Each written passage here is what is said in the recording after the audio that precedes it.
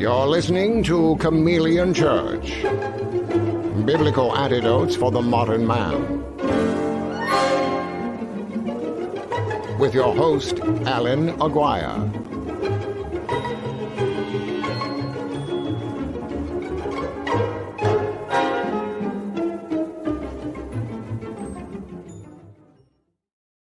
It's Tuesday, August 11th. This is the Chameleon Church Show. My name's Allan Aguirre. I'm your host, coming to you live and direct from Park City, Utah. And we have the Rabbinator. The Rabbinator is back. Oh, no. Triggering people everywhere. The Rabbinator. Happy Chameleon. And your happy chameleon. Good morning, good afternoon, Martin. Dina, good morning. We've got a couple people already in the wings waiting to hang out. See, I wish we could just add them in, like you can in Zoom, like just for the fun of it. You know what? Let's talk to Dina. Hey, Dina, and then there she is. Can't do that with this StreamYard stuff. Remember when we used to do only the audio? Yeah. And then one of us wouldn't stop talking, and the other ones couldn't. Yeah, it was interesting. I miss Google Hangouts, though. That was a nice platform. Google Hangouts was a good platform. Stupidest thing Google did, man. Talk about not thinking forward. How did they not know we were going to be going into a pandemic and everyone was going to need to use a Google Hangouts type of thing? And then Zoom blew up. Yeah. And the saying that I knew. You know, wish I had bought Zoom stock back in about January. We all wished we had bought Google stock. Who in their right mind was going to put money into a company named Google? Right? No one was going to do that. That's a stupid name. Stupid name, stupid company, right? Yeah, no. They're like, they own the world. If there's an Antichrist, they're the car. Google's the car. It's true. It's amazing. Several people have said that Google's the most evil corporation in the world. Well, you know, when they started doing that, what's it called? When you could, the map, when you can like Street View, when they started doing Street View all over the world, that's when you went, oh my gosh, who are these guys? They're on every street in the world in every major city, and they videotaped it. They filmed it so that you can. Wow, who has that type of time, money, or resource? I can't even get 10 people to come to Shabbat on a regular basis. Well, I can. That's exaggerating. Okay. I can't get 24 people together for Shabbat every Friday. Yet they can somehow videotape and film every street on the globe. I mean, on this beautiful flat Earth of ours. Yeah. Explain that to me. Yeah. That's how the other half live. 3.5 minutes in, and we've just triggered how many people? A whole bunch with that Rabbinator thing. I don't know if we're triggering anybody with the Rabbinator. Does anybody know where you got that name?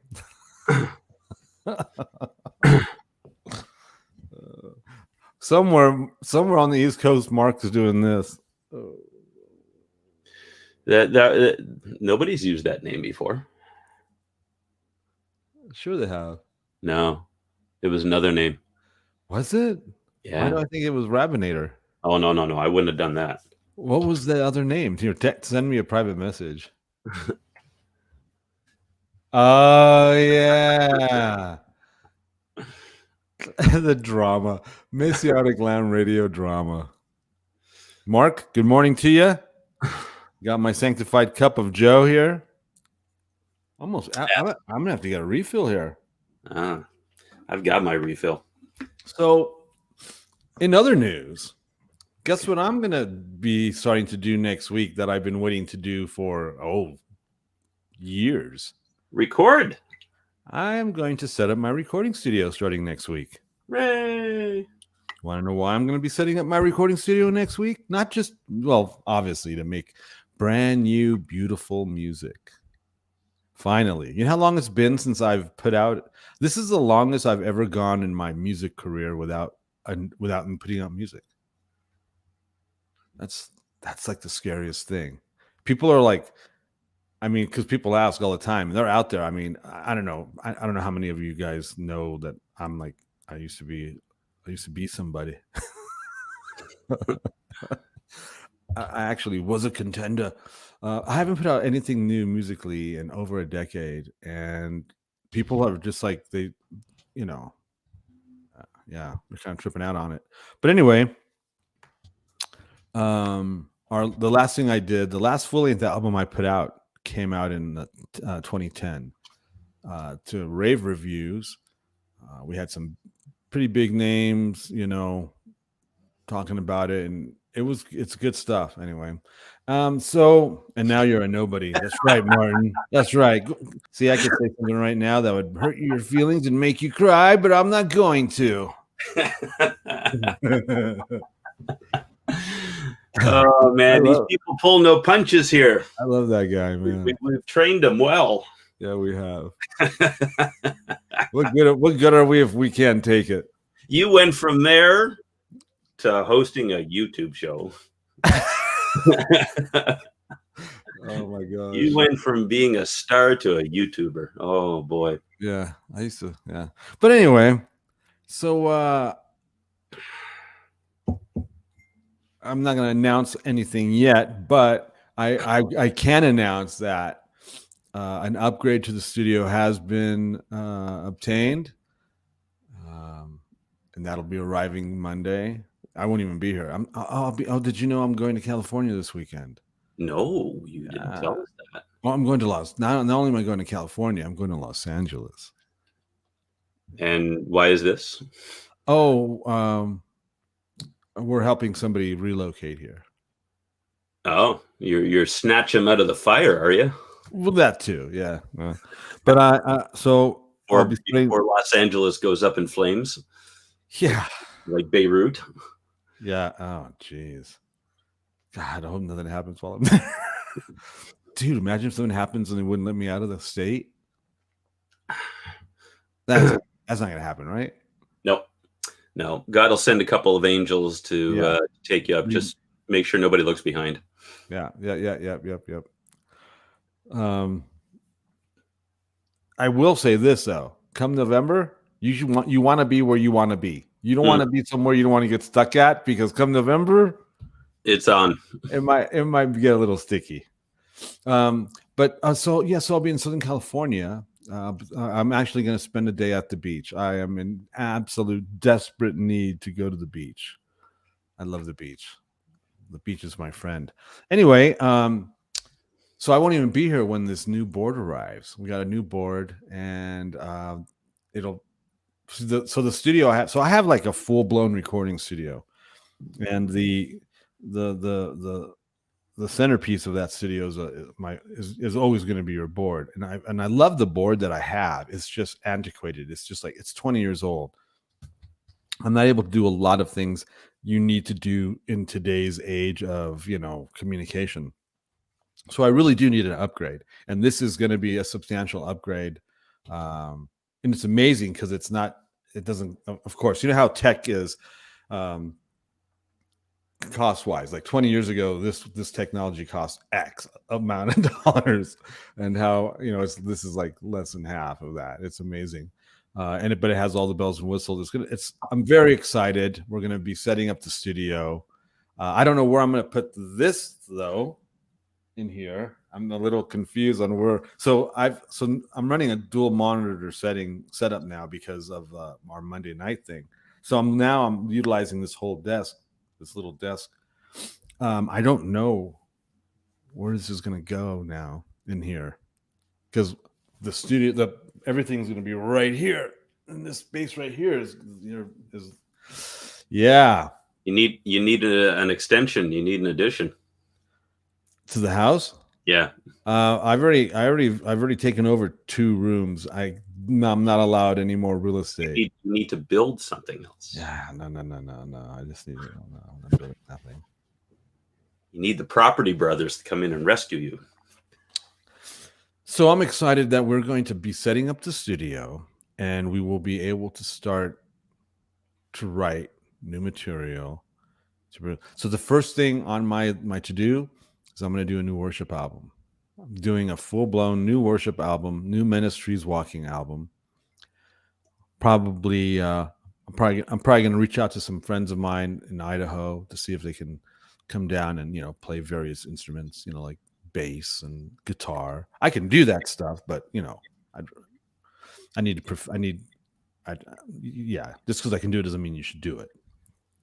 So I'm excited. I'm pretty excited. I can't even tell you how excited I am. I'm pretty excited. Gonna be cool. Yeah, I'm pretty excited about it. Maybe I'll just have to get over to Utah there, and we'll do a couple of songs. Wow. Well, see, we can do this virtually like this because. And that's the thing I can't do with my present situation, because it's not like I can just see the fact that this is going to be on a computer base, so the software is going to be on a computer base versus proprietary recording thing like I have now. This is going to be, it's going to be easier. One man band. Yeah. So who's Smiley? Who's a Smiley guy? I've never seen a Smiley one on there. Have you? We got some. Yeah, he was there last week. Oh yeah, I wonder who this is. Who is this person? We're attracting new people. Yeah, one man band. Yeah, I literally can do it all myself and have. I just choose not to. I mean, why? I mean, I can play the bass, but see, because I'm smarter than that, I'll actually go get a bassist to play the bass. I mean, I can play all the guitar, but I'm gonna actually go get a guitarist that's dedicated to that one thing to come in and do stuff. I am new. Smiley one. Where are you from, Smiley? Smiley, that's like a lowrider name, Smiley. And no, I don't know who Jacob Collier is. Do I know who Jacob Collier is? That maybe it does sound a little familiar, that name. Huh. But anyway, nice to have you on board here, Smiley. Hope we don't offend you too much. We make people cry around here. What else is going on? It's Desiree. Look at Desiree's changing her name. Desiree. That girl. She came on to the devotional last night. Complimented me. I went to say something to her. She already bailed. She showed up, complimented, bailed. Never came back. Don't know what happened to that girl. You already offended me. Suck it up, toots. Too bad. Get in line. We talked about that last night, how Jesus is an offense. And we talked about him in the synagogue in Capernaum, basically just letting everybody know, you know what? All your little buddies you keep stressing on, your focal point is Israel ate manna in the desert. Yeah, and died, dumbass. I mean, it's a brutal conversation that he has with people. Well, what sign are you going to show us? And he's just like, I'll give you a sign. And then he just basically tells them, It sounds like the introduction to a 5-man electrical band song. Yeah. Some people have to work. He just lays into them. Your little manna eating friends in the desert all died. You eat this, you'll live forever. In fact, and then he just goes for it. You need to eat my flesh and drink my blood. And then he just goes on. They're like, whoa, wait a minute. Everyone loses their mind. And it's such an offense. And then I brought up the point, how hard would it have been to remain his disciple after that? Because everybody heard this, that word's going to get around. And they're like, look at these dumbass guys. They're still following this psychopath who said to eat him. He's like the gingerbread man. That would have been hard, man. That would have been hard to remain his disciple, let alone get new ones after that. I don't think he was looking for new ones after that. Right? I think the culling had begun at that point. Oh yeah, I love that Jesus. I love the Jesus that doesn't explain to you what's going on, and he doesn't care if he's offending all your sensibilities. He doesn't care. He just doesn't care. And then he says, he says this outlandish, absolutely insane thing, and then says, everything I just said has spirit and life in it. The words have spirit and life in it. And they're just like, there's no way. There's no way this guy is legit. You can't say that. You can't say that. You can't believe that, and you can't expect us to follow that. That's why I said, this is who can do this teaching. They were all, and they're like, they bailed. Even, and it even got, it was so bad. Even the original 12 were like, I don't know, crap, we really blew it. We really blew it. Everybody knows we're hanging out with this guy. Yeah, it was rough, man. Yep. That's the Jesus I know and understand. And appreciate. It's like, I remember years and years ago when I was working at the old ministry in Toronto, and my rabbi was on the verge of going off the deep end. He had already begun, actually. And I remember I was doing my devotions one day, and I came across Psalm 50 and verse 16. And it says, "But to the wicked God says, what right do you have to teach my statutes?" And he goes on to say all these things that they do. You slander your mother's brothers and the other thing. And then it says, "And I kept silent because you thought I was altogether like you." And all of a sudden, and this is normally how God speaks to me. Some people kind of get the voice of God in their head and stuff. For me, the scriptures just go. And so I went into the office and I shared that with both him and the office manager, who I didn't realize had already developed their plot to conspire against me to get rid of me. And he went and he says, "Ooh," and he started he would use that in sermons too, about all these other people. And what I realized is that was him that God had given that to, and he had spoken through me. And this is the problem that most people have, is they think God is like them. I know. And so they do these things, and they do what they do because they think God is like them. And so if you've got a hyper grace pastor in church where anything goes and God's just going to forgive it, they've created God in their own image. And they're not realizing that God isn't saying anything because they're not going to listen anyway until the judgment comes. And all of a sudden, when it blows up, and if you want to look at what Christians' lives are like right now, and I'm watching this happen all over the place, and I've been talking about this for the past year, haven't I? When God told me last year, and I told you when he said this to me, that judgment has begun in his house. Right. And you can see Christians' lives like that blast in Beirut. They just go boom. And then they stand there and they wonder, what happened?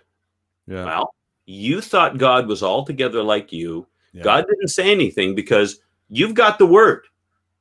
See, we're all without excuse. This is what Paul is saying, even amongst the heathen in Romans chapter 1. People say, oh, how can God judge people when they've never heard the gospel? Because they have creation and it's a testimony. Yeah. And if they don't abide by it, and Christians are still going down that path, and the reason why Yeshua said what he did, I don't know what you talked about last night, but the reason why he said what he did is because the gauntlet had to come down. Following him is not easy. You have to pick up your cross. Yeah.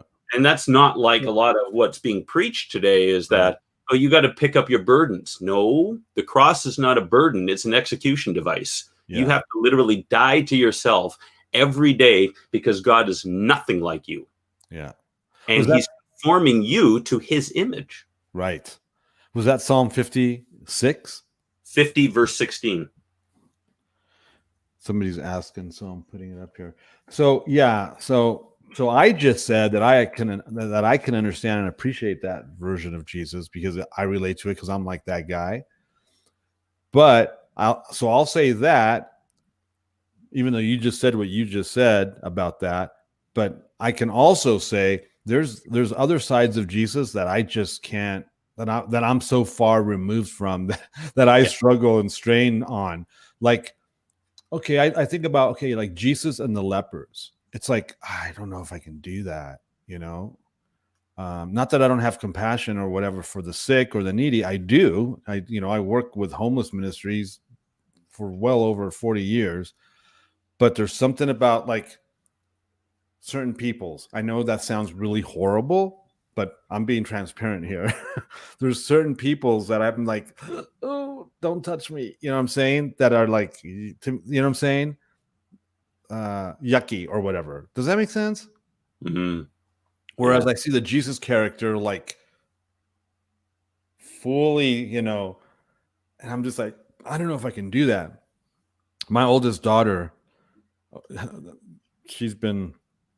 when my oldest daughter was 16, we found out she had been serving the poor under the freeways in Dallas by herself. And I'm like, what are you doing? You can't do that by yourself, And she had developed friendships and protection. And I mean, God's, whatever. But so she's like that person, and she's 30 something now. And she's out there she's always been that girl doing that hustle and that stuff. It's funny. Well, all three of our kids do, but even our youngest daughter does it totally different, but she does it too. But anyway, I say that to say, because my oldest daughter has compassion for people at a level I don't have. Does that make sense? And it's like, wow, but yeah, Jesus, he, like you said, he brought the gauntlet. He did, because he's like, I know why you're following me. You're following me because I fed you. Don't go after food that rots. Go after eternal food. Me, my word, the words I say. I told you who I am. You don't believe who I am. You don't believe who sent me. And then he just. But yeah, they were following him. They wanted to make him king, as you remember.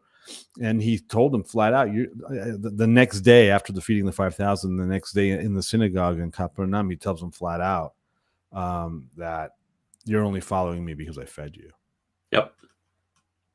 Yeah. And so they follow God because of what they can get out of it. And then when he says, no, this is actually a two-way street. There's something that you need to give me too. And it goes back to what we say, that believers don't want to hear that. They don't want to know that there are obligations that they have in this relationship. Well, what relationship has ever worked before where there wasn't give and take? Yeah.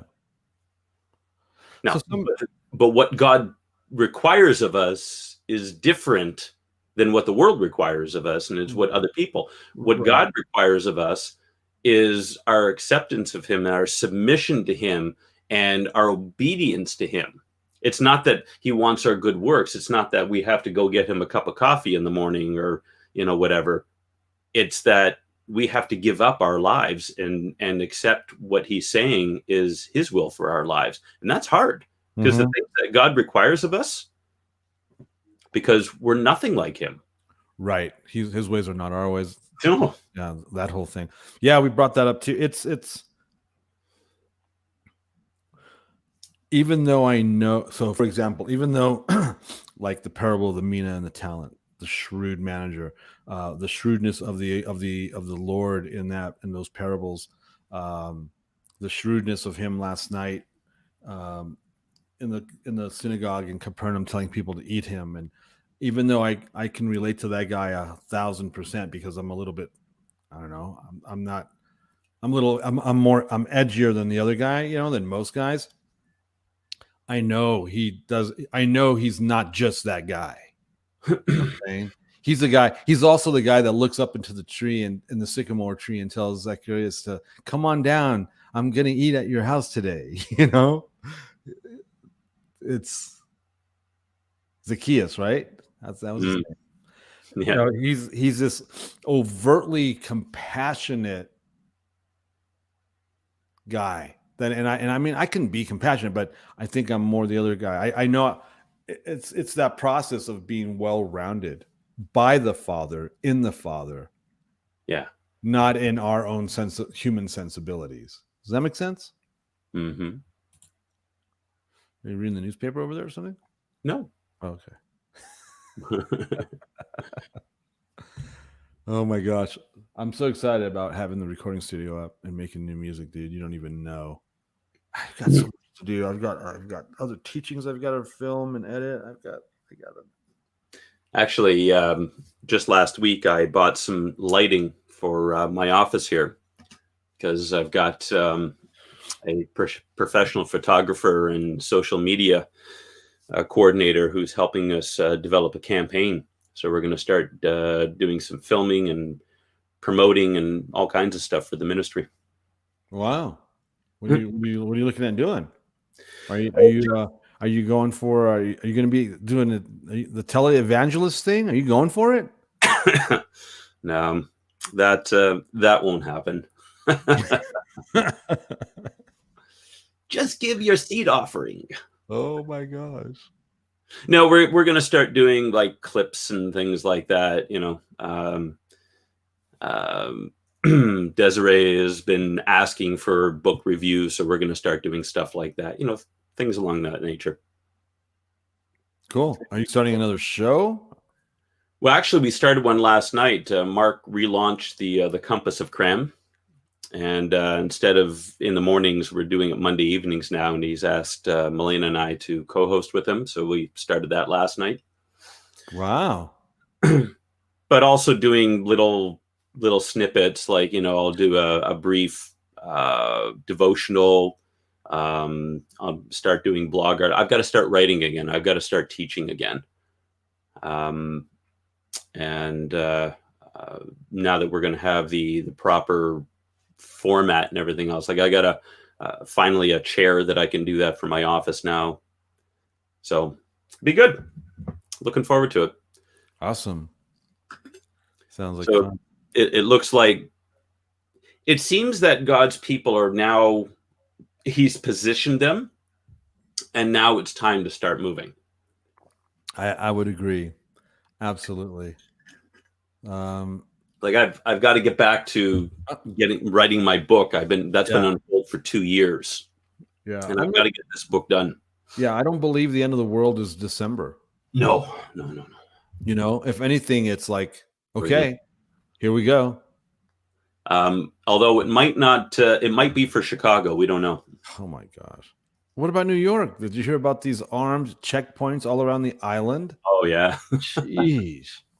That's what I'm saying, man. I need you guys need to pray for me. I'm heading out. We're driving to LA on Friday, my daughter and I, and we're coming back Monday or Tuesday. You guys need to pray for me. I need to make sure I can escape from New York.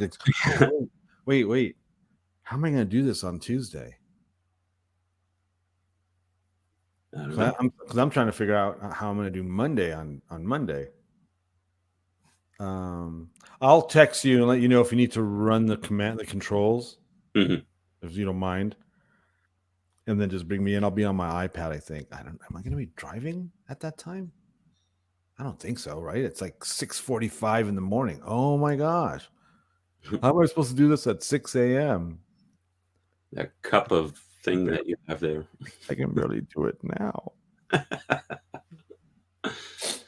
So if you were over on the East Coast, then it wouldn't be so bad. Yeah, it would be. I'd be locked down in Manhattan or something. Oh, I didn't say go there. Where else would I go on the East Coast? That's the best place to go. Well, it used to be until about 6 months ago. I would say it was until de Blasio got elected. Yeah, it's been about 3 or 4 years since I've been to New York. It has been a couple, 2 or 3 years at least. When was I there last? About 3 or 4 years ago, I guess. It was a good time. But you know what? Interesting enough about my last trip to Manhattan, I think it was like 3 years ago or so. What do you mean we will miss you, Allan? Look at that. Are you saying? Wow. Sayonara. Wow. If I didn't know, well, no, I do know better. I would say they're anticipating my demise over the weekend. Anyway, last time I was in Manhattan was the first time I ever felt concerned about walking the streets with tassels, tzitzit. I've never felt like that before, but I really felt, because there was this, like about 3 years ago, there was this like really weird anti-Semitic spirit was rising up even more. Yeah, don't check it out last night. It was a good show. I have a show on Monday evening. You're supposed to be, it's not even a show. We don't do a show on Monday nights. We do an actual Bible study, devotional Bible study. Check that out. Anyway, competing.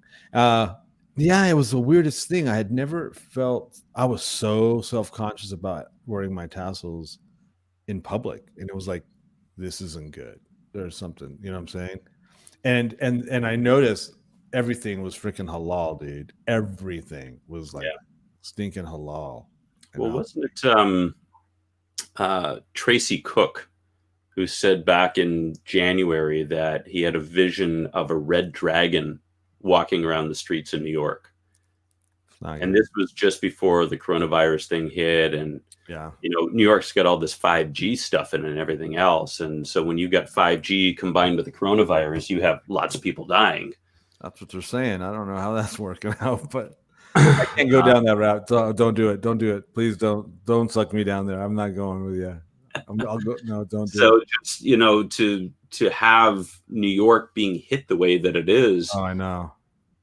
And it's because of, if this is a time of shaking and a time of judgment, in order to wake people up, it's like in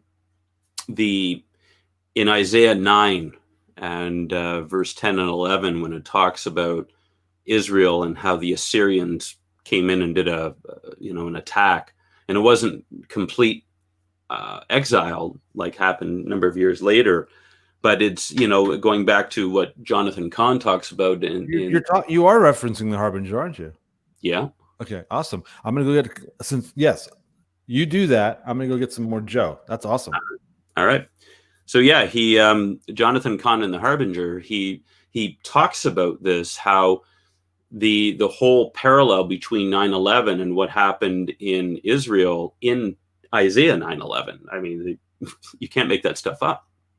And how there was a warning shot, and there was this arrogant response to God's discipline.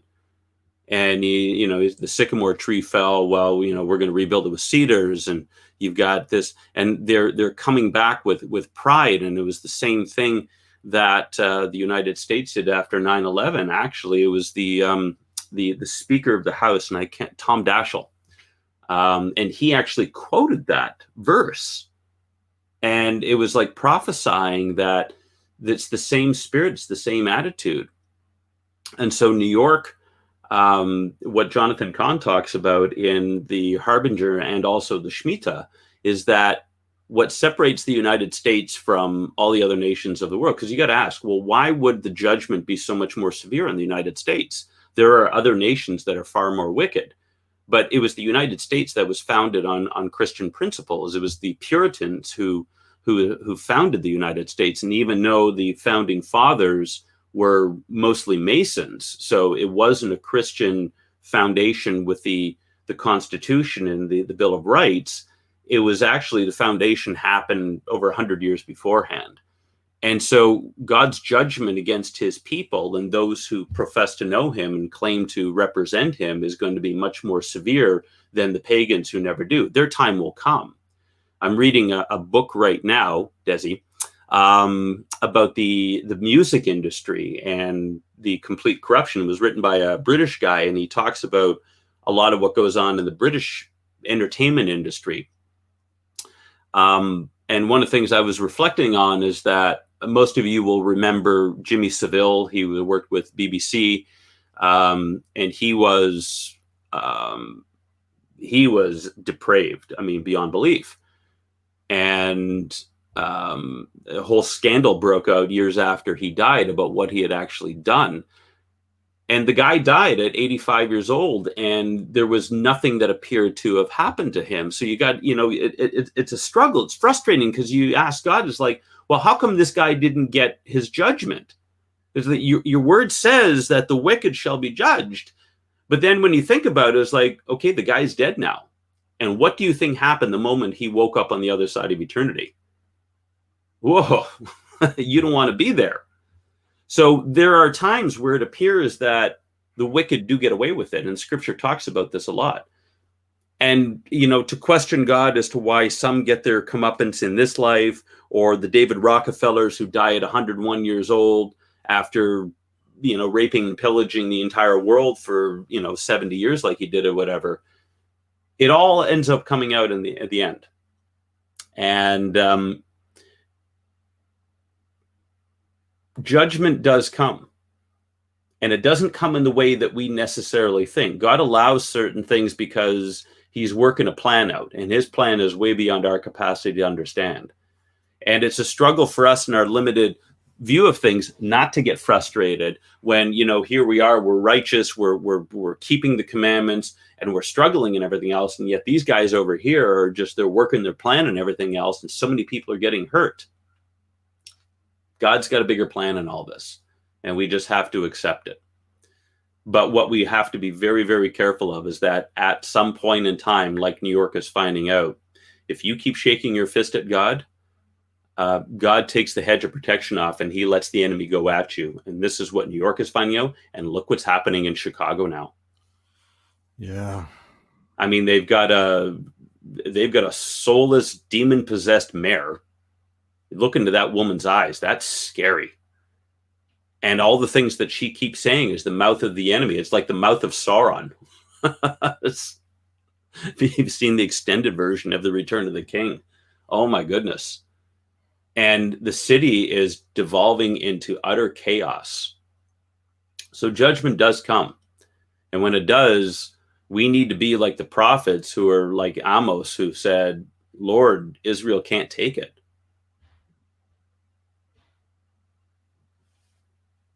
It's heavy stuff. I mean, we're dealing with some crazy, crazy things right now. We are. It's crazy.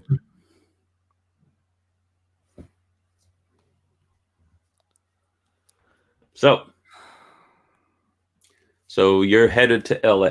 You're driving down? Yeah. How long a drive is that? 10, 12 hours max. I drove LA to Toronto twice on my own. That's a long drive. 4,600 kilometers. Is that what? Did it take you 3-4 days? The first time it took me 3.5 days. And I mean, oh boy. If it wasn't for the fact that I was driving a Lexus, I was driving someone's car back. So it was one of these snowbirds that winters in the US. Mm-hmm. So I was living in LA because I was pastoring down there back in 2005. And one of the guys at our congregation, his mother used to go to Palm Springs. So she would fly down and have a service take the car down. So we figured, well, I'm coming back anyway. So instead of me, the ministry paying for a flight, I just drove her car and that paid for my trip. But I did it in 3.5 days. That was brutal. The second time I did it when I was leaving California and my engine blew up in Albuquerque, I got stranded there for 10 days. I felt like Bugs Bunny, who said, I should have turned left at Albuquerque. Yeah, road tripping. Yeah, 3,000 miles is a long way to go on your own. Yeah, it is. I don't know how truck drivers do it, man. Ask Bob. Yeah. Yeah, it's that's a career I could not have. I mean, I couldn't do it. I mean, I wouldn't want to do it by myself. Mm-mm. There's no way.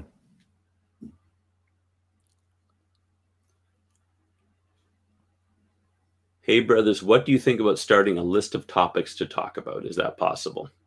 She's always trying to take over the show, isn't she? Don't she need to just get her own show and get it over with or something?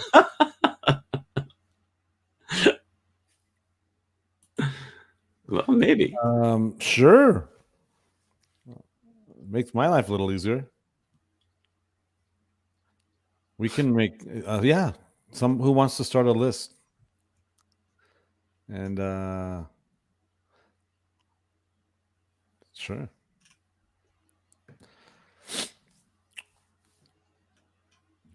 And Seattle's police chief has now resigned. Right. I saw that. That's good. Did you see that Russia says they have a vaccination that they haven't even tested? Like, really? I thought it was interesting. We apparently sent how many doses, billions of doses of that hydro, whatever it is called, to Brazil. And now there's a report that Russia has a vaccine that hasn't been fully tested, and it's going to be partially manufactured in Brazil.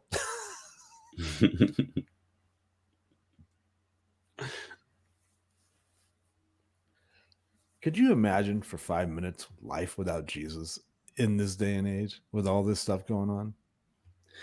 We're watching what happens when people are trying to do it. I mean, these people, they don't have hope. They're running scared.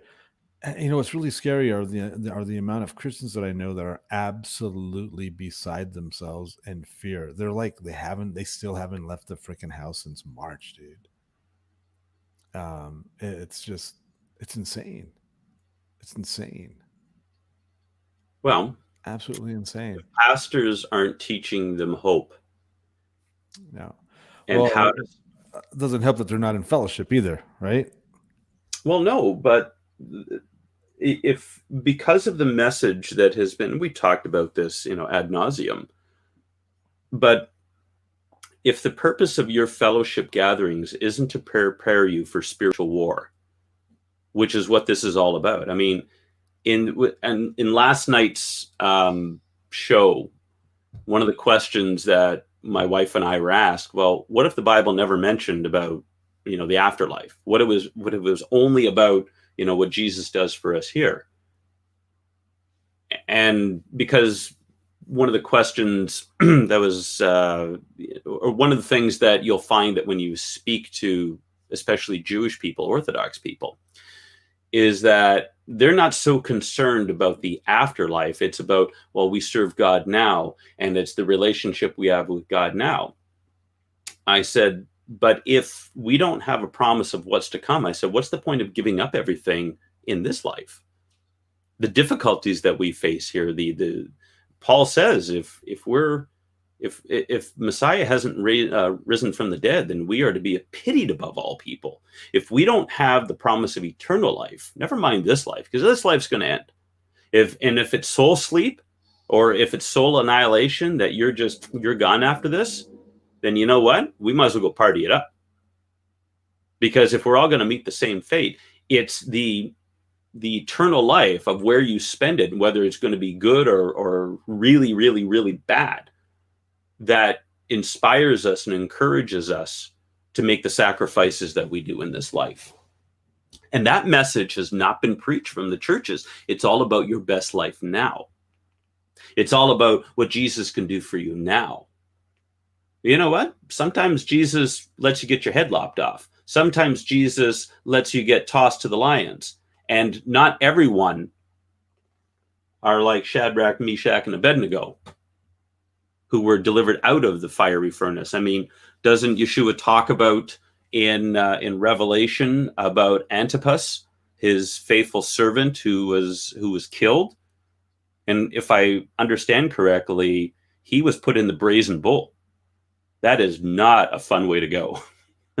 If you know anything about the history of the brazen bull, that was a really, really bad way to die. Because they stuffed you inside this metal bull and heated it up to the point where you got roasted inside this thing.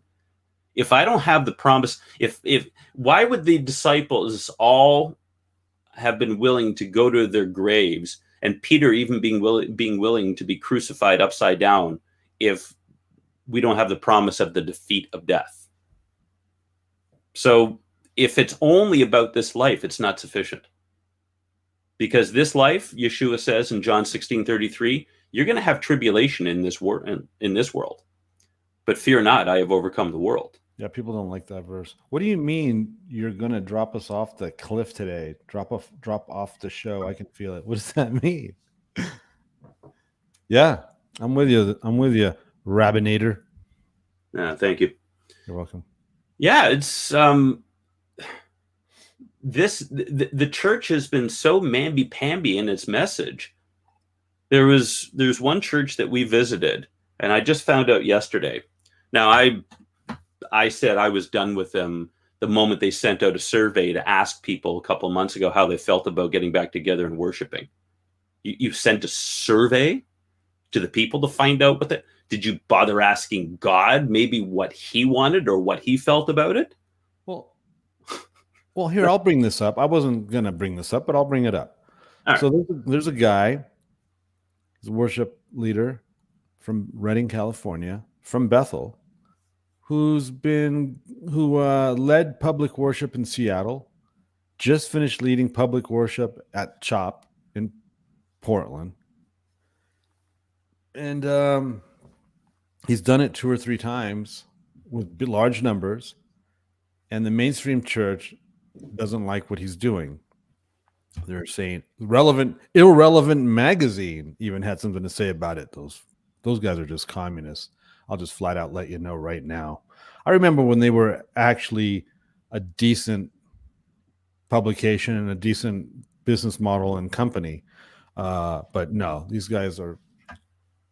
They've sold out. If there's a center of the Christian left, or these guys are it. But anyway, so the mainstream Christianity is not happy with this guy because he's selfish, he's reckless, he's going, why he's not social distancing, there's no masks,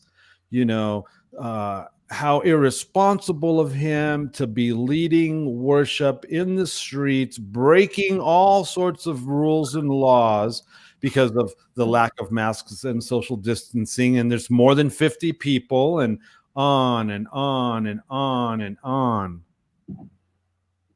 Yeah. And there's a huge portion of the church that is demonizing him and what he's doing, because if you were a real Christian like them, you wouldn't be so precarious, so irresponsible, so reckless, and you wouldn't be endangering so many lives. But if you want to protest the government and protest the police and protest whatever it is nonsense these guys think they're doing, that's okay to do. That you can do with as many numbers as you want, with or without a mask, it doesn't matter. The Rona is smart enough to know that your agenda is going to keep you safe. But God forbid, if you're worshiping God in any way, shape, or form, at inside or outside, 10 people, 100 people, it doesn't matter. You're going to kill everybody. So what I've said is that, well, when I get together for worship, I'm protesting. I'm protesting sin. Right.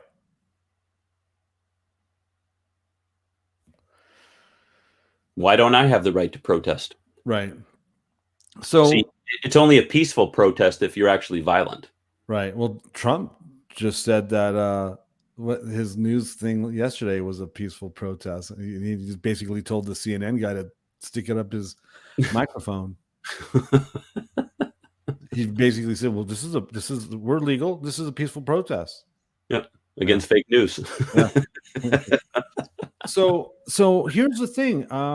So if the mainstream Christianity, if the majority of Christendom is against this guy leading people in worship in the streets of our ransacked,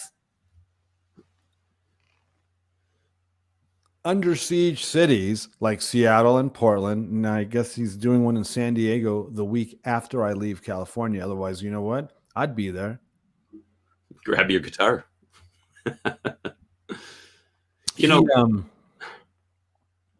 I don't think a lot of Christians, I mean, how many Christians have actually read the Bible and what it says about plagues and viruses? And what God tells us to do so that we don't catch it. And he also tells us what to do to eradicate it from among us. They're not listening, are they? Not only are they not listening, I don't even know if they've bothered to look in the Bible, because they would have to actually go to the left of Matthew, the Old Testament, And they would have to actually dig and search and actually study the word to figure out what it is that God does say about viruses and plagues. And what does he tell you to do as a human and as a nation to eradicate it from among you? I'm sorry, Allan. Left of Matthew is even too far left for them.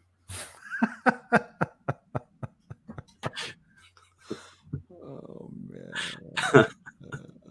You know, I've been really harping on this thing with John MacArthur lately. And the fact that he has just told the entire government, you want to come arrest me? Go ahead. Even if you arrest me, the church is still going to be open. It's like, how come he is in such a minority? Why is it that so much? I told you a couple of weeks ago that right after we did this show that I was having a pastor's meeting on Zoom. Yeah. And I said, and we were particularly wound up that day. I can't remember what we were ranting about. We were ranting about something like we usually do. I don't rant. And then I get on this thing with the pastors, and they're talking about how they're abiding by the social and the mask wearing and whether they should, and they're discussing whether they're singing or not. And my blood is just starting to boil. And so I sent to the coordinator of the ministerial, the guy who leads everybody in our monthly get-togethers, and I sent him the article that the Christian Post did about MacArthur.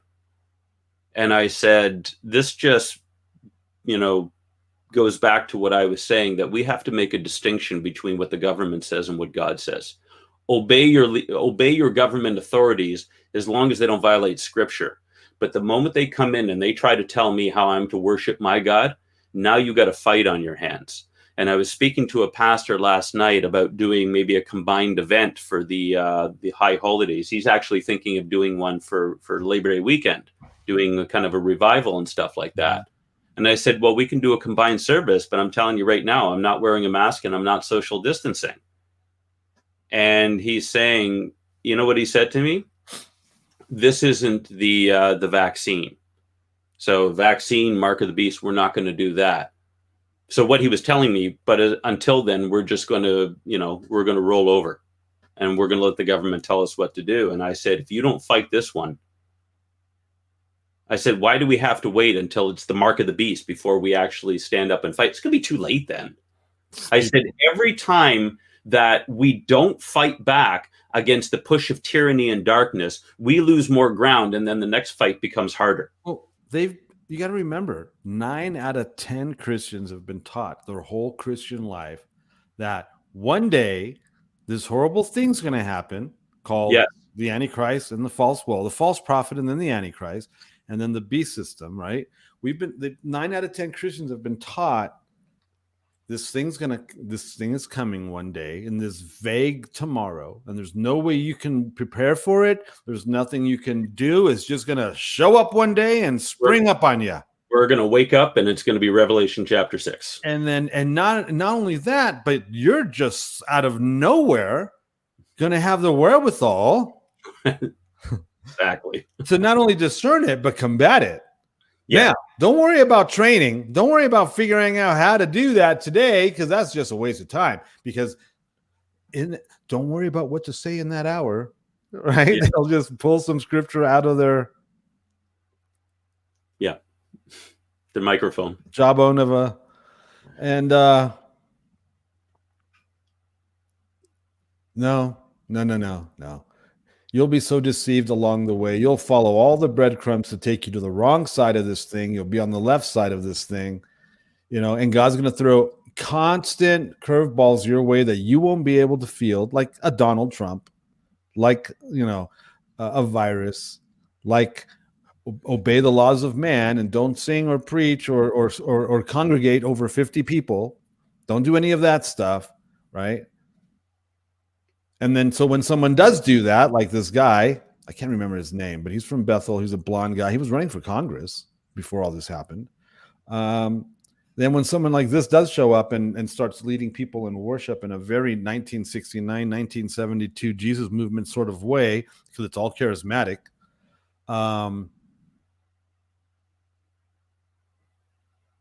those of you that are in the truth are going to demonize him and say he's wrong and bad because he's endangering lives because they're not social distancing and they're not wearing masks. Praise Jesus. Yeah.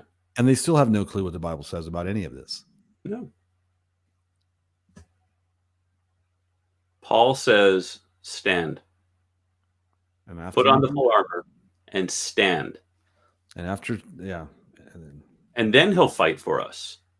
See, even when Jehoshaphat, it's one of my favorite stories of Israel's history.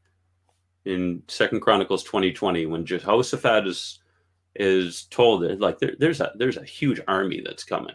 Yeah. And he goes to the Lord and he prays. And then the prophet stands up and he says, fear not. He says, you're not even going to have to fight. Yeah. But go down. Go down. You still need to get dressed up. You still need to go down. And then the Lord will fight on your behalf. If you don't show up to the fight, then the enemy is just going to walk in. God's not going to show up and fight on our behalf unless we're actually there. Gideon still had to show up. Yeah, God purged his army from 32,000 down to 300, but Gideon still actually had to do something. Then they had to, break the lanterns and they had to create this confusion, everything else. And then God magnified the confusion in the enemy's camp. But it was still his responsibility to do something. When I used to do kickboxing and I used to go in the ring, if you didn't train, you got hurt. People always used to say, oh, what belt did you get to? We never used belts at my club. My teacher thought that belts was a money-making scheme, buy the uniform, buy the belt, and you get I told people, well, how did you know where you were? I said, you got in the ring. If you won, you were good. If you lost, you needed to improve. But if you didn't train, you got hit. And this is what's happening in believers now. They're getting hit because they've never been taught to fight. They've never been taught to stand. They've just been taught that, Jesus is going to take care of it all and that we can just go live our best life now and everything's going to be hunky-dory. I mean, what's happened so far to Christians in North America is nothing. Oh, no. Go to China. No. You know why? Because it's China. Yeah, you don't want to do that. Go to China and see what the Christians are dealing with there. Live organ extraction.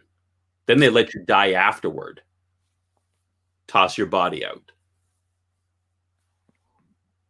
And there's people out there that are advocating for us to be like them. Like LeBron James? So Jehoshaphat is a favorite of mine too. I break it down in chapter 5 of This Thing is Spiritual. If you have the book, check it out. It's over there in my JPEG. That's awesome. It's a good study on the prophetic and how to navigate that stuff. Yeah.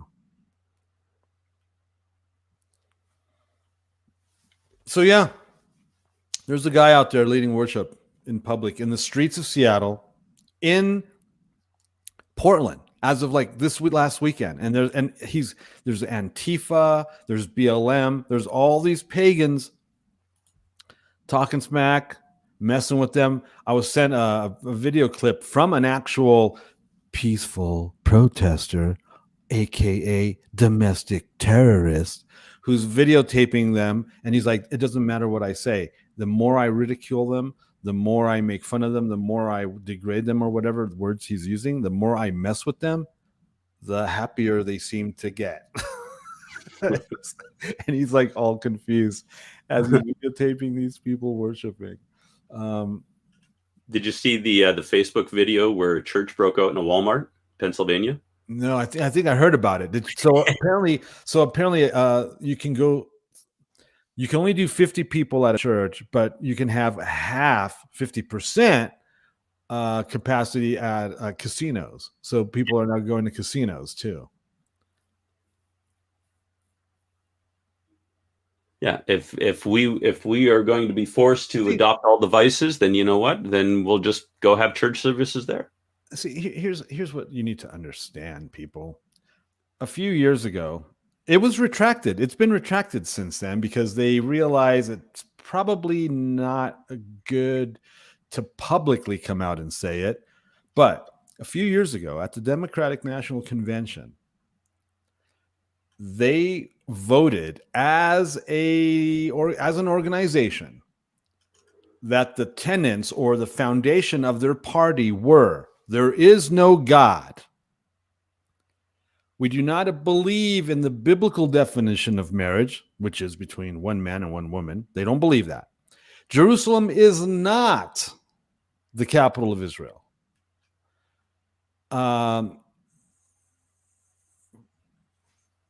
LGBTQ rights are important, and abortion is important. Those were the 5 things. Those were the 5 pillars of the DNC. They voted it in. It was public. You can find the YouTube video is out there of them doing this, voting this in. This is their stance. There is no God.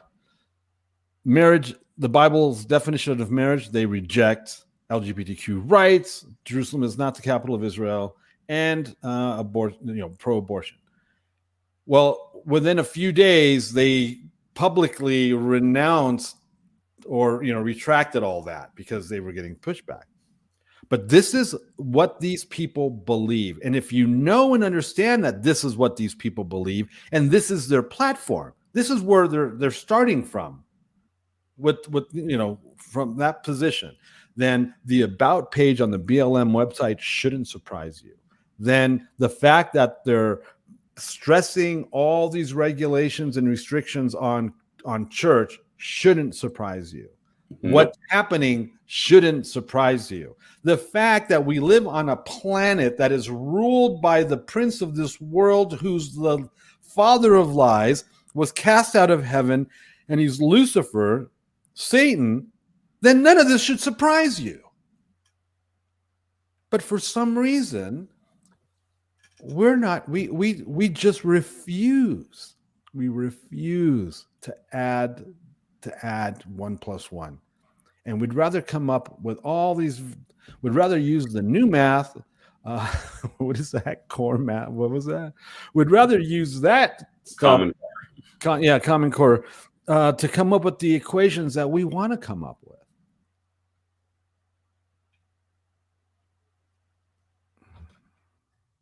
It has nothing to do with reality. No. And when you're using like the Quran and who knows what to make your oath with, like someone's mentioning here, it shouldn't surprise you that they don't like us. And it shouldn't surprise you if, God forbid, Trump doesn't win and we're the target, because they blame evangelicals for putting Trump in office. Well, now they're talking about how the left is going to, because they're suspecting Trump is going to win, but then they're just going to try to drive him out of office. Yeah, I mean, don't be deceived. When Trump does win, there will be social unrest, and it'll probably last about 3 or 4 months, I'm thinking. And entire cities are going to burn. It's not going to be good, and that's why wherever you want to be in November is where you should be. And it probably shouldn't be Portland, Seattle, Chicago, New York, Los Angeles.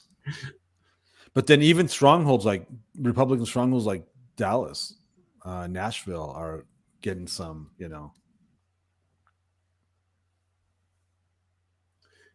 And that's just the social unrest. We have no idea what God is going to do. See, that's the thing. Because you've got, the whole Cascadia thing. The what? And all these left coast cities that are shaking their fist at God. I mean, What does it say in Revelation? Is it chapter 6 where, the mountains start falling and they say, hide us from the Lamb? They know it's Jesus. They know it's Yeshua. There's that other one that says what looks like a mountain plummets on fire. A mountain on fire plummets to the earth. Wormwood. I asked a flat earther the other day. So how's that verse work? You guys don't believe in space. So where's this mountain that's coming down from the heavens? Where's that coming from? And you go, well, it could be man-made. I'm like, oh.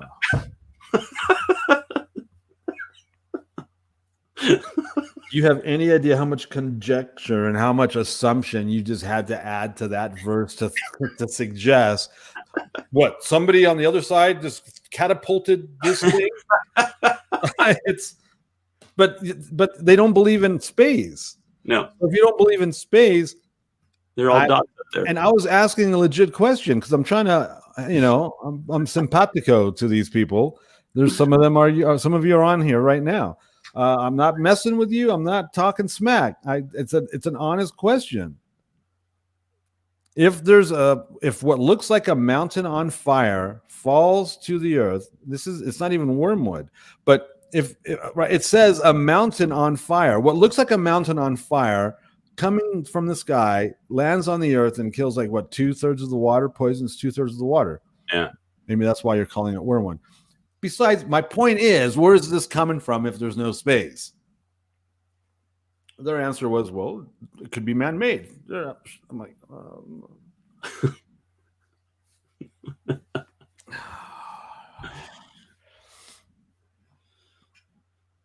oh boy. What? God opened up the firmament to allow this rock to come from where? There's no space. There's nothing outside of the firmament, apparently, is what they believe. And they brought up I'm like, no. We're not. Don't go back to. You can't do that. Yeah. I don't know, man. It's like this guy who was at my congregation in Peterborough used to say all the time, "I've already made up my mind. Don't confuse me with the facts." Tom Horn. Maybe Oprah?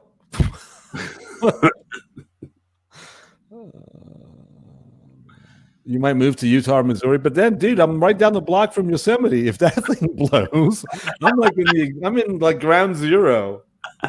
I'm gone in the first wave. Hey, what was that? That's gonna suck. Pompeii All part this stuff's gonna suck. What's that? Pompeii part 2. Oh, geez. And just wait until the Earth goes. Here we go again. That's not done on purpose. Okay, just wait until our Earth, this little pancake thing, pizza in a box, corrects itself on its axis. Oh, wait.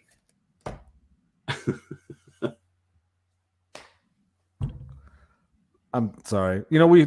People don't watch this show because they say we make fun of them and they take it personally. I am personally offended by you making fun of me because I'm flat Earth. I apologize. I'm sorry. I'm not trying to do that. I'm not doing this to ridicule you. I'm asking a legit question. See, I'm trying to understand it. I'm trying to understand if the Earth is flat, how does this thing come from the sky if there's no space? And we're supposed to be off its axis, and if it corrects itself, right? But then how are we off its axis? Are we like this or like this? See what I'm saying? It's a legit question, man. Don't choose to believe something if you can't defend it or if you can't handle the questions. You can throw all the questions you want at me regarding Torah, Jesus, water baptism, speaking in tongues, healing the sick, casting out demons, raising, and I'm not going to get offended. I'll answer the question. Don't get all mad and butthurt with me. Sheesh. If the Earth is flat and it tilts like that, all the water's going to fall off. Get mad at the Rabbinator. Flame mail him.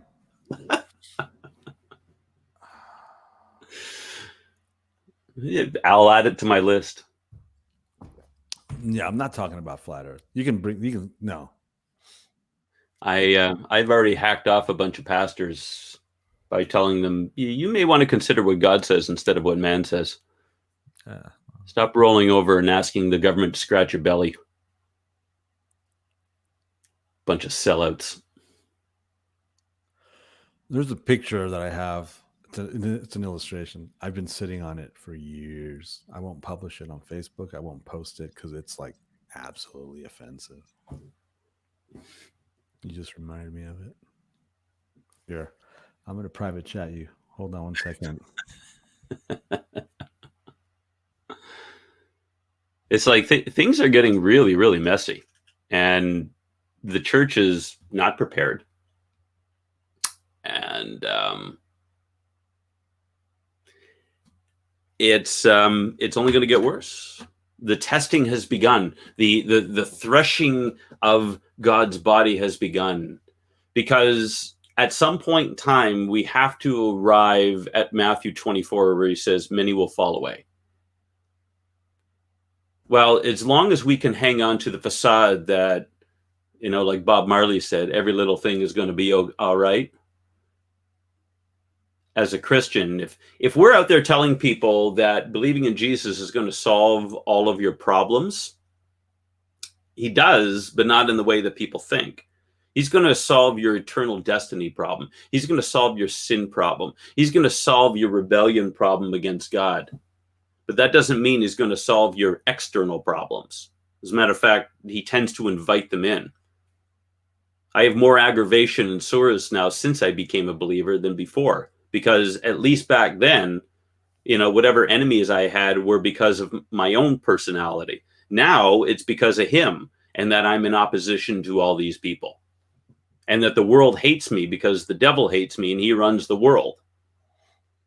And so as things become more and more difficult, if we don't have the battle plan to stand and resist what's happening here and endure it, sometimes when I was, fighting in the ring, you had to endure a flurry from the other guy before you got to counterpunch. But we're not being taught in the church how to defend against anything, and we're certainly not being told how much. I decided that on Saturday we had only 2 couples come to our Bible study, and so I just decided we were going to have a Q&A. And one of the girls who's fellowshipping with us, she's actually a Mexican Baptist pastor's daughter, so she grew up in a Baptist church in Mexico, and I poke fun at her all the time because, I'm associated with the Baptists here, but I say that the Baptists aren't teaching anything about spiritual warfare. So we got into this whole thing about, because she wanted to discuss about Leviathan in Job 41 and, whether this was actually a dragon or not. And so we kind of got into that, and somehow or another, we ended up getting into Genesis 6, the Nephilim, all this other stuff. And I said, most of Christianity isn't teaching on this stuff. Well, how are you supposed to fight a war which you don't even A, know it exists, B, how to engage in it? And they can't, and this is what's happening. The first salvo has been fired with the coronavirus, and most of Christianity is rolling over already. What's going to happen when it gets worse? What's going to happen when they release another virus that's going to be worse?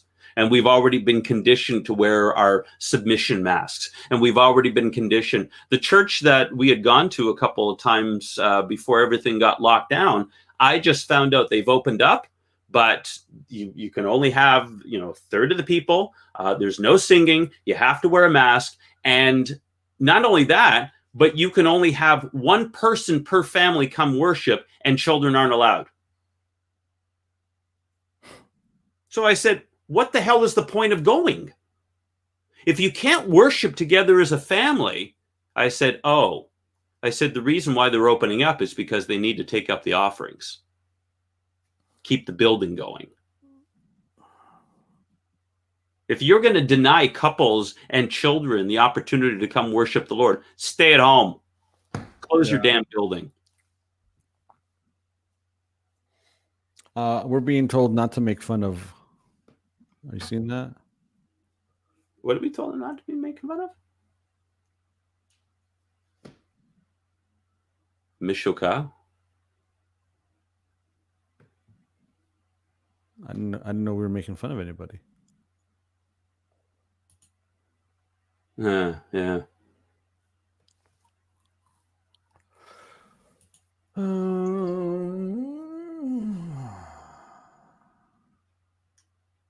so, I mean, this has only begun, and most of Christianity is not ready for it.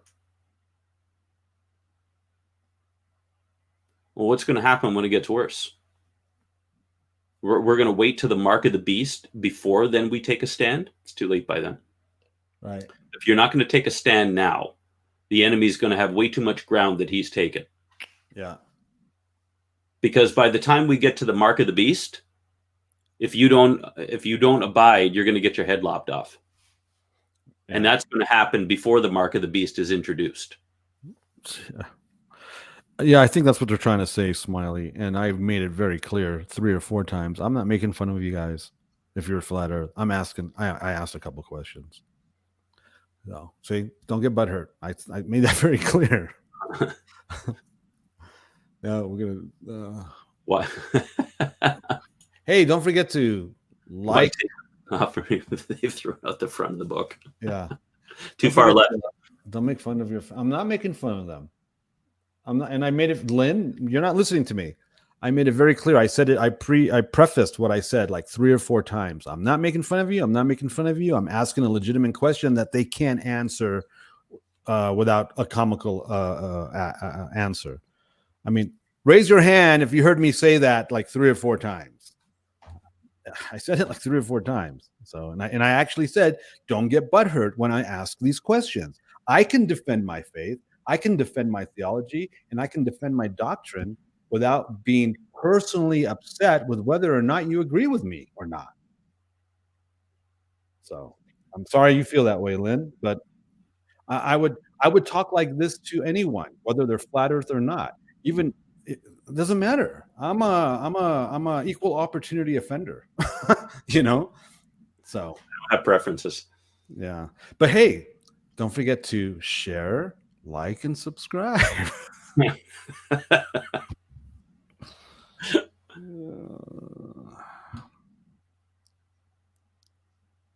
It's like Lynn, I don't believe in flat earth, and I'm going to ask the hard questions, and I want a real answer. In the same way, I have a lot of friends that don't believe it. The majority of my Christian friends do not believe in keeping Torah. They do not believe in eating clean. They do not believe in keeping the feasts, which all of those are clearly stated in the Bible. Flat earth isn't.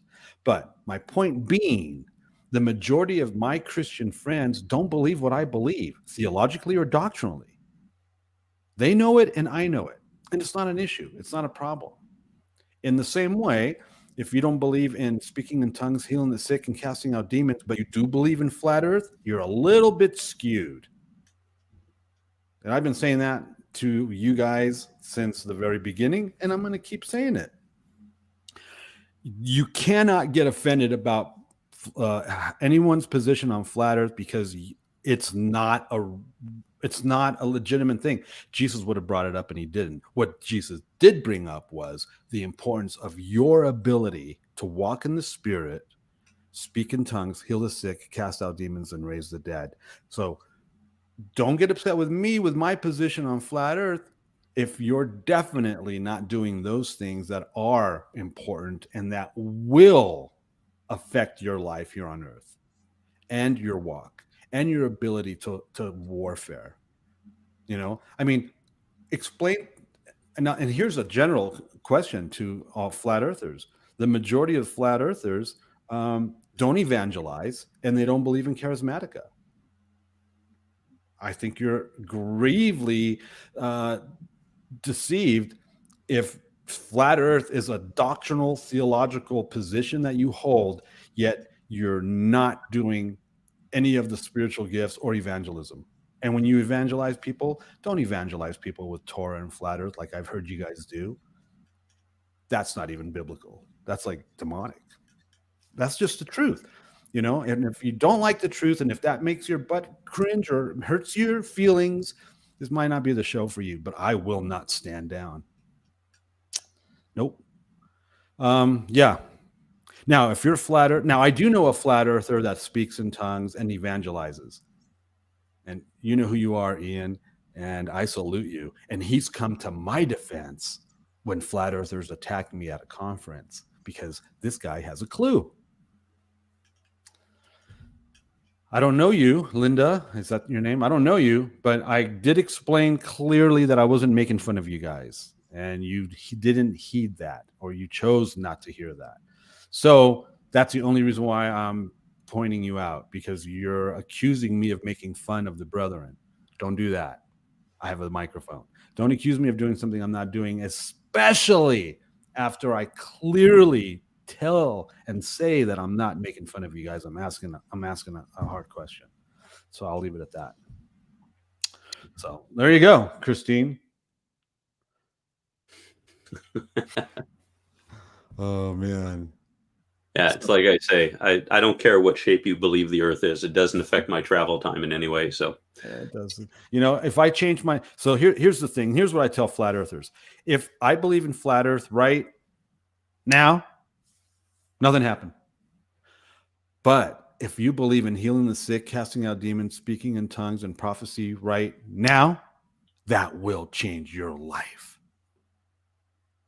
If you get the download of evangelism and how to speak into people's lives so they come to salvation in Jesus the Messiah, that'll change your life. Awesome, Lynn. Then we're good, right? I mean, I'm not attacking you, Lynn. I'm not attacking. I'm just defending I'm just clarifying here. But awesome. It's majoring in the minors. It's not even it's barely a minor. It's like not even. I've got a guy who fellowships with me, and he's a flat earther. We discuss it all the time. He's pulling up NASA's website and everything else, and it's like, okay, good. And it doesn't change anything for us. Yeah, we can still have fellowship. Yeah. Like I said, I have friends. Now, I have on occasion upset flat earthers because I'm not a flat earther, and I'll speak to it the way I speak to it. But I'm not going to sit here and I'm not going to walk on eggshells around you guys, around flat earthers. I'm just not. In the same way, I'm not going to walk on eggshells around people that don't believe in speaking in tongues, healing the sick, casting out demons, and raising the dead. I'm not going to walk on eggshells around people that don't believe that Jesus is real or Messiah. And I sure the hell don't walk on eggshells around pagans or Wiccans. I don't walk on eggshells around anybody. Well, except my wife. But you know what I'm saying? Yeah, I was just going to say. That's just not going to happen. You got the wrong guy. But I guarantee you there's a gazillion YouTube shows like this or whatever. There's a gazillion things like this that you can be a part of that will walk around on eggshells around those topics. I won't. So. All right. Thank you, Lynn, for not being flat Earth. See, I just triggered a whole bunch of other people. But don't forget, I'm the guy with the earrings. That triggers a bunch of people in and of itself. But hey, we're past the top of the hour. We are. And I'm sure we all have something a whole lot better to do than this. Don't we? Don't we all have lives? No? If you're going to San Francisco. I'm actually not going to go to San Francisco. Pray for me. Pray for me. I'll be on the road between Friday and Tuesday. Please drop off. Here it comes. Get ready. Oh my gosh. Oh man. Why are you always messing with me? Can't you just be nice? Just be one. You're listening to Chameleon Church. Biblical Antidotes for the Modern Man. With your host, Allan Aguirre.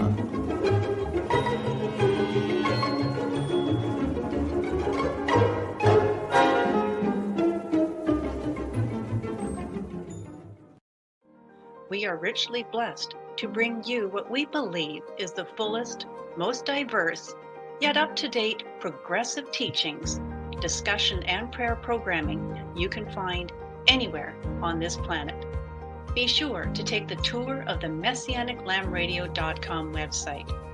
I'm Susan Hoogie, thanking you for joining us on the Messianic Lamb Video Network. Jeez. I don't know how long I can keep doing this, dude. It's I mean